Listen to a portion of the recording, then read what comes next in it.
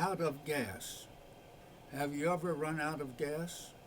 I have several times when I drove a Volkswagen Beetle which had no gas gauge. That's no real problem, just walk to a gas station. But in a four-engine bomber? That's another matter entirely and can be a little scary. After 61 years, the mental picture is still vivid. Early in my tour of combat duty in southern Italy, we flew a bombing mission in support of frontline troops on the Anzio beachhead. This is tactical work, bombing enemy troops, transportation and supplies just beyond the front lines, and is better performed by smaller, faster bombers. Our work normally was not tactical but strategic, flying deep into the enemy's homeland, destroying factories, power plants, refineries, tank farms, airfields, dams, bridges, thus hampering his ability to wage war.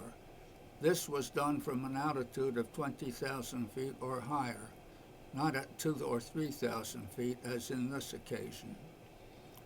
But this day there was big trouble at Anzio. Our troops were in danger of being pushed back into the sea. We were based only a couple hundred miles away. This looked like an easy mission, a milk run, be home in time for lunch.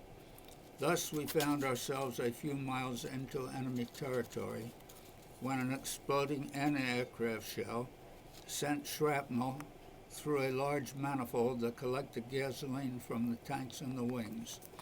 A selector valve in the cockpit distributed the gasoline to the engines. Gasoline was spraying into the plane's interior.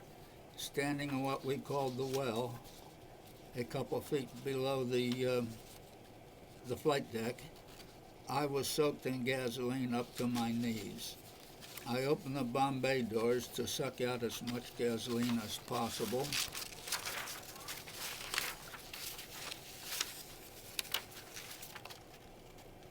Knowing he could not reach our home air base, our pilot, Harry Prosser, turned the big B-24 toward the front lines, back into friendly territory as quickly as possible. If you're going to bail out or crash, try not to do it on enemy ground. Other crews getting home reported us trailing smoke as we left the formation of about 70 airplanes. Therefore, we must be on fire. Fortunately, there was no fire. Fire was always your biggest fear. The so-called smoke was a long white plume of gasoline whipped into a fine spray. The next problem was to find a place to set this big iron bird down, gently if possible, and find it now. The navigator, sitting in the nose turret, announced, "Airstrip dead ahead, maybe 20 miles." Nearing the runway, which turned out to be a British fighter base, Harry lined up for a landing approach, wheels down, flaps down, when the control tower fired a red flare. The message was clear: get out of here. We did not know their radio frequencies, nor they ours. Hence no communication. Harry started to let down.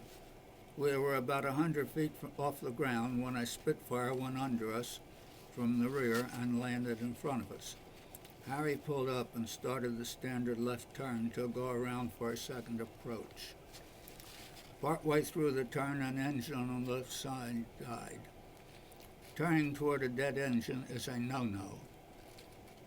Now it was time to sweat or pray or both, but Harry managed that emergency without falling out of the sky. Lining up with the runway again, Harry started to let down when a second engine quit. Even though another Spitfire landed under us, we were committed to land. We could not climb with only two engines functioning.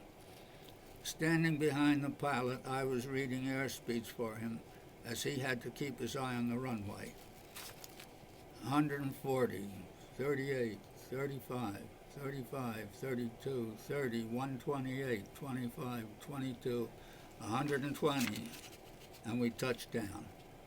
Meanwhile, I saw that Spitfire go down the runway at near takeoff speed, allowing himself just enough space to stop. Once on the ground, the other two engines quit. We had lost about 3,000 gallons of gasoline in a half hour. As soon as our speed was slow enough to turn, Harry got off the runway as there were more Spitfires landing. The pilot who went under us the first time approached and had an amazing explanation. He said, "I knew you must be in trouble, Yank, or you wouldn't even try to get into a small field like this. But let me tell you our problem and why we couldn't yield to you. We were returning from a sweep over the ocean. If the patrol goes smoothly, we get back with 5 minutes petrol. One go-around would take more than that. So if we met Jerry on our sweep, we would have to knock him down or get away from him in a hurry. We were all experienced aircrew and knew our dangers, understood our risks. But enough fuel to keep you airborne for 5 minutes? Only 5 minutes? On a daily schedule? I can't imagine flying every day with such tight limits. You have to admire those Brits, one tough breed. This mission, early in my tour of 52 bombing missions, made me realize that aerial warfare is a dangerous game. And there is no milk run until your wheels are back on your home turf. No matter how easy a mission might appear in the planning stage. I think it was better in the old Volkswagen." A final comment: it was one hell of a way to spend my 25th birthday.